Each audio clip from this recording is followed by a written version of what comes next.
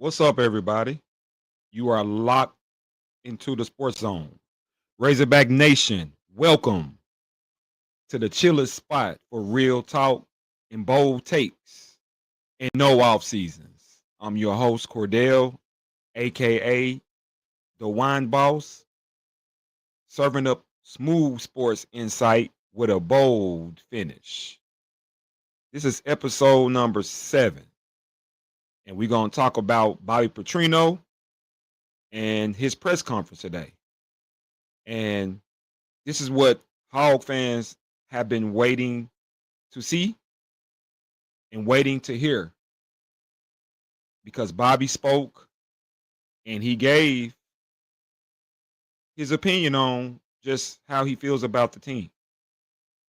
So, without further ado, we're going to get right into it.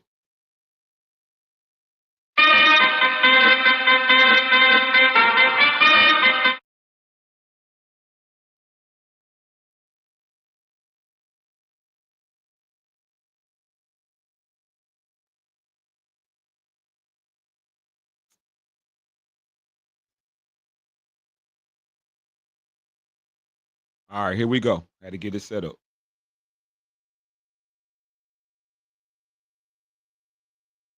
Good. Yeah, maybe it's good to just update how far you feel like you've got the install going and progress in camp so far. Yeah, I mean, I feel good about it. The first week is all install, so it's a little tough on the players because every day is something new at them, and then you're trying to see how you work that particular run, that particular passing play, that particular play action, and sometimes you come back the next day and you don't have time to repeat it. You just got to move on to the install. This is the week that you go back and refine everything and start to see what our identity is or what we think our identity is.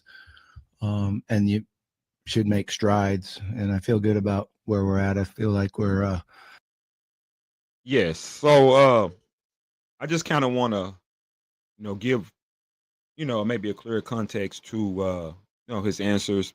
Basically the first question is how does he feel the team is with the new installation of the new offense, to all the new players. And he said that he feels good about the way that the players received the information, and that's the first thing that he does or coaches do in fall camp during the first week, is just kind of like throw everything you got to see who can actually comprehend and learn the quickest. And so far so good. So we'll move on to the next question. You mentioned just now you think you're further ahead maybe than you were last year. Aside from it being year 2 and a returning quarterback, what makes you say that? Are there any pieces along the offense specifically that have you that confident right now? Yeah, I mean, it starts with the offensive line. I feel like way more comfortable with the offensive line. Our size, our strength, our athletic ability. We got a couple centers that are we got 3 centers right now that are rotating in there playing really well. One's a true freshman that's extremely talented. So he said he feels good about the offensive line, people. I mean, that was a killer last year. Offensive line play. And it hurt Taylor Green, him not trusting his line. So for Bobby Petrino to say that he has a lot of confidence in his offensive line, his left side, his centers, and the tackles, I mean, that is everything. So that is definitely good news to Hog Nation. So I feel good about where we are at center position. The tackles are doing a really nice job. We do have competition at the right tackle, E. Harris and Shaq. And E. Harris has gained weight. He's much stronger and more physical than he was a year ago. A year ago, he really wasn't tackle size. He went from 285 to 310, I think, when he weighed in. And you're seeing that strength on the field. He's talking about Emarion Harris. I spoke about Harris in my previous podcast. Harris was next to last in the SEC in quarterback pressures. So for him to say that about this guy, the way that he struggled, is another encouraging sign to Hall fans. Kobe and Blackstock at the right guard are in good competition. It'll be fun to watch and see how that plays out. And then I feel really steady about our left side with Junior and Corey over there. So Corey's a really, really good football player, and Junior's at the right spot. Sometimes that tackle and his aggressive nature, his personality, is more suited for a guard than out there on the edge. And he's talking about Corey Robinson. He was the top prospect that we got on the offensive line in the transfer portal. He said that Corey Robinson is a nasty, mean guy. And usually when you have a tackle, usually when you have a guy that's mean like that, he don't play tackle. So to have a guy that's as tough as a guard to be on the outside edge protecting is a big, big plus. It's been fun to watch. I feel like we have a really strong tight end group, with our ability to run block and catch the football. Andreas has improved tremendously since a year ago. A year ago at this time, he didn't even know what a play was, what the playbook was. And he responded well to competition, instead of shying away from it, he's made himself better. And Platt's an extremely, extremely talented young man, the size and speed you want at a tight end in this conference. And then Rohan can, he is the. He's speaking about the tight end position. He's saying that we got two deep tight ends that are really good.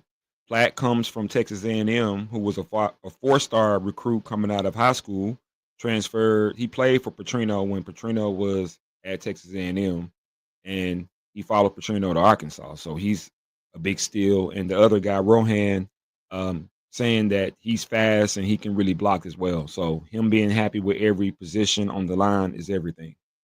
Ability to block like we need him to, but he can really run, and the speed he has at that position changes things a little bit. His ability to get downfield and go. So the front seven, is way better than we were a year ago. Coach, can you enlighten us a little bit on the challenges of selecting your top receivers? Obviously, you're going to play a lot of them, but three of them got to go out there first. And I guess just the challenges of finding those guys right now. It's a good problem. There's great competition. They're competing to get reps with the ones and reps with the twos. They're competing to get out there.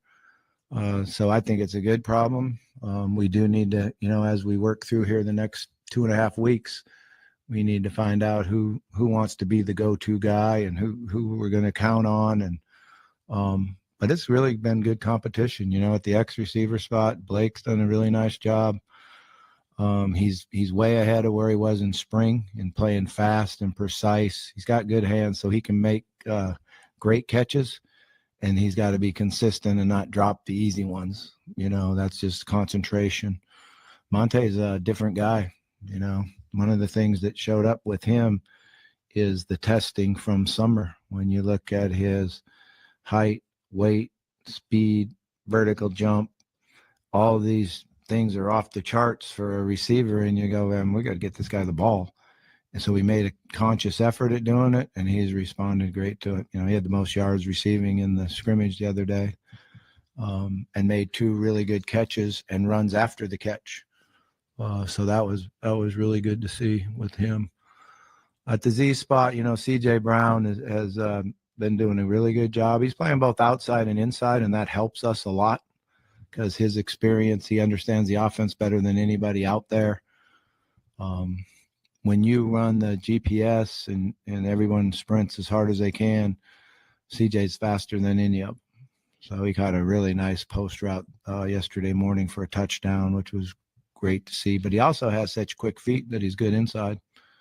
And like I said, he knows the offense better. Sharp's had some good days, and I want him to play faster than he's been playing. He relies a little bit too much on his quickness, and that unfortunately holding is interpreted different. So he spoke a little bit about, in this particular question, about his wide receivers. Last year we lost a lot. We lost pretty much everybody that played. So now you having to try to develop, and bring new guys up to speed. And if there's one question that he probably has, it is with his wide receivers. But he did smile and say that it's good to have competition. It's good to have a lot of guys that can play. But he probably is still trying to search to see who's going to be that guy. And I think that that's something that he's going to probably end up finding an answer to that soon enough. But as far as talent, you got a bunch of options. Omega Blake, he spoke about him. Then you got the 30-year-old freshman Monte Harrison, who is tearing it up in fall camp. Then now you have C.J. Brown, who is the fastest Razorback. You have Raylan Sharp. You have Antonio Jordan. I mean, you have so many options. You really don't know. You know what I mean? So I think these next couple weeks is going to be everything in terms of Bobby finding out who he really has at wide receiver. Maybe when you first got him. I mean, his knowledge of defenses is way better. So he understands, which allows you to make quicker decisions. His accuracy is really improved. His technique helps that. He's an unbelievable, coachable young man, and he works hard at his technique, and that's helped him extremely. He knows the offense too, So I think this is what everybody wanted to hear. How far has Taylor Green come?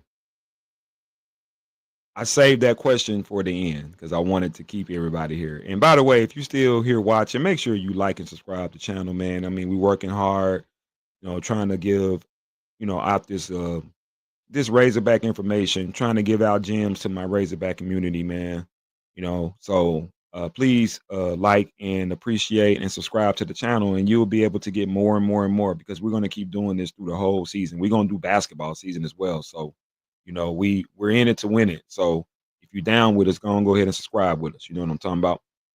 that makes it better. That makes everything work a little quicker.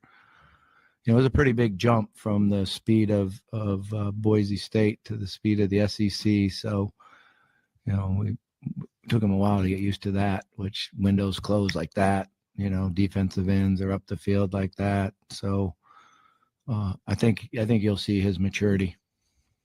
What's the comfortability been like with Talon in this camp compared to a year ago? Everything's not new to him.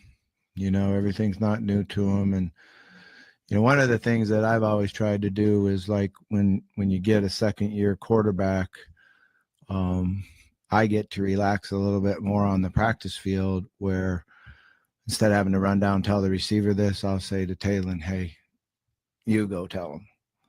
All right. As he'll look at me like the receiver's lost his mind. And a lot of them lose their minds. That's the nature of the position. But he'll go down and tell him what he didn't do right on his route or what mistake he made. And then sometimes I'll start heading that and I got it. So it helps a lot. Sometimes it means more to the player when it comes from the guy throwing it to him than from a coach. And that's the leadership that you need to be really good at that position. Again, I mean, all rave reviews on Taylor Green's his maturity, leadership. Like he said, he knows he's been through everything before. Anytime you got an experienced quarterback that happens to be talented with a lot of weapons around them, man, the sky's the limit for real. So, we're gonna see exactly if everything pans out, the way that Bobby Petrino is is basically saying, So but we'll see. Time will definitely tell, so time would definitely tell. Okay. There we go. All right. So, my takeaway from this is they better watch out for the Razorbacks. I'm going to go and say it. They better watch out for the Razorbacks. Anytime that you got a team that nobody is giving a chance to, Everybody is telling you that you trash. Everybody is saying that you're not going to win no more than 4 or 5 games. You have nothing to lose. You have absolutely nothing to lose, and you got tons of motivation to prove people wrong. Like, it's much harder to play and perform when everybody expects for you to win, right? But it's difficult to perform when I mean it's much easier to perform when people say that you can't do something because now you're not thinking about how nervous it is to do something. So I like the spot that they're in. They appear to be way more prepared than where they were last year. Like he said, everything with football is about continuity and bringing everybody together as quick as possible. And anytime you got a team that's experienced and you got your quarterback that is rallying everybody around him, I mean, the sky is definitely the limit, man. I like the position. At first, I was a little bit nervous about everything, but to hear him speak, and this is Bobby Petrino, people. Man, Sam Pittman we respect, but Bobby Petrino we love. So, for us to, actually hear him say that he feels better about this team this year, hey, I feel like the sky is the limit for real. You know what I'm talking about? So, we gonna see exactly what's gonna happen here. So all right. So to sum things up, we saw Bobby Petrino. Everybody should feel good now, a little bit better. Oh, and about the scrimmage, how they said that our defense was looking so bad. Well, maybe it's because the offense is so good. Maybe it's not the defense. Maybe the defense is seeing the offense is going to set the SEC on fire. So can't wait to see. I'll definitely be in the place August the 30th for sure. So that's it for our episode 7 of the Sports Zone. If you like what you heard and if you like what you see, do the thing, people. Make sure you subscribe and follow and make sure you share with Hog fans. You can catch me at WineBoss1978 here on YouTube for more takes and behind the scenes action. Until the next time, stay bold, stay loyal, and go Hog.